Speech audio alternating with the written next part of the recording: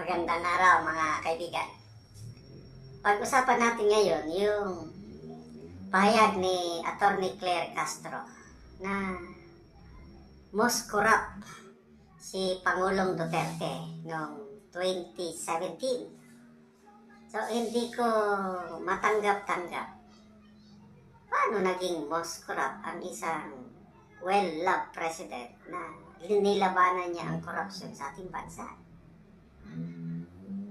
So, mayroong binanggit ni Attorney Claire Castro na isang international research firm na nag-publish ng kanilang research na sa buong mundo most corrupt si Pangulong Duterte. So, tingnan natin itong research group na ito kung ano ang credibility niya. Maasahan ba? Ito, ang binanggit niya is Organized Crime and Corruption Reporting Project o CCRP. Ito, maganda itong post ni Dare to Us, isang napakagaling mag-research na social media influencer. Palagi kong binabantayan ang kanyang mga post. Grabe pala. Paninira lang pala kay PRRD yung report na yun. Dahil kagagawan ng US, kagagawan ng CIA. Okay.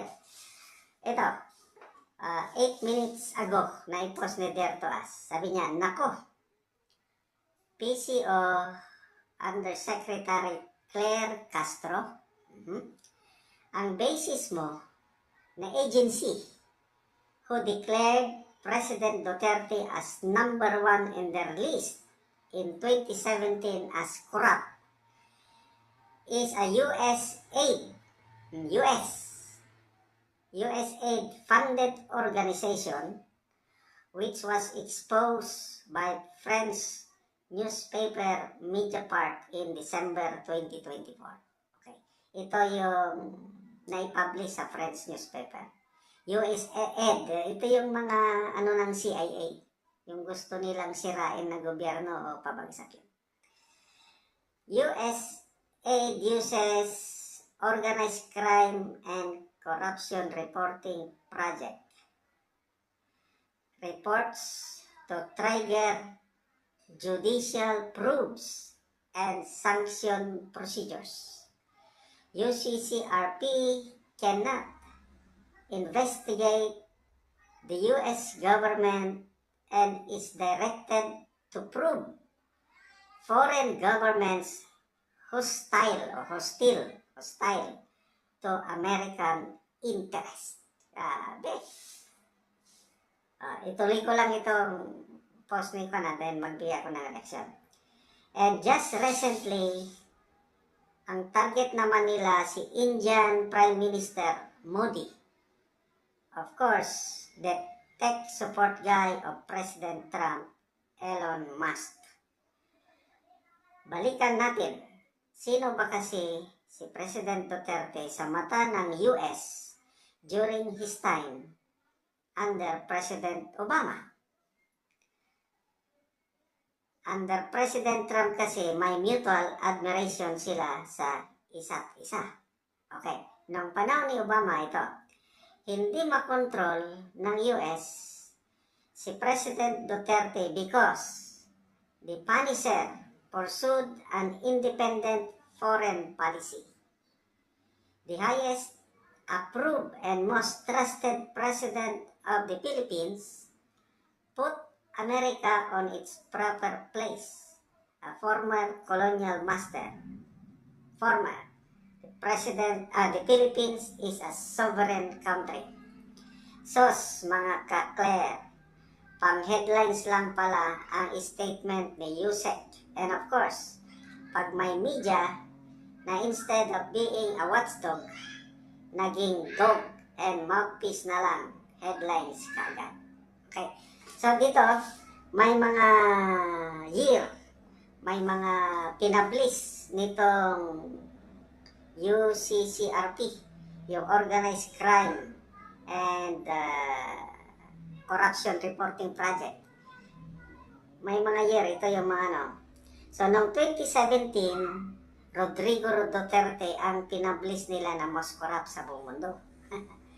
Si Russian President Vladimir Putin, siya naman ang most corrupt noong 2014. Eh wala eh, kalaban ng US ang Russia, di sirain nila si Putin. Tatay Digong, hindi siya nagpa-control sa Amerika, independent foreign policy siya, kaya noong 2017, pinablis nila nga most corrupt si Tatay Digong. Ito, 2016, Nicolas Maduro. 2015, Milo Dukakjanvic. Basta yung mga head of states, heads of state, na hindi makontrol ng US, yan, tatargetin ng grupo na ito, Organized Crime and Corruption Reporting Project. So, at least, ngayon, naintindihan ko na. Bahala na tayo, tayong bayan. Kilala natin, alam natin kung anong nagawa ni PRRD sa Pilipinas. Kung yun ang basihan ni Atty. Claire Castro, so be it. Most corrupt, so be it. Kung tignan natin, ngayong election 2025, yung mga endorso ni PRRD, kung anong kalalabasan, ganon din yung sino ba ang mas corrupt? Ang gobyernong ito o ang gobyerno ni PRRD? Bahala na tayo, taong bayan nga maghusga. Yung issue ngayon, yung bumagsak na tulay sa Isabela, ang statement ng palasyo is dahil daw sa kagagawan ng past administration kaya bumagsak. Sila yung huling gumalaw doon eh. Sila yung gumastos ng 274 million. Retrofitting, strengthening. Pagkatas nilang ginawa, bumagsak kagad. Tapos sisihin nila ang previous administration. Ayawan ko na lang. Okay mga kaibigan, salamat sa inyong palaging panonood sa ating channel.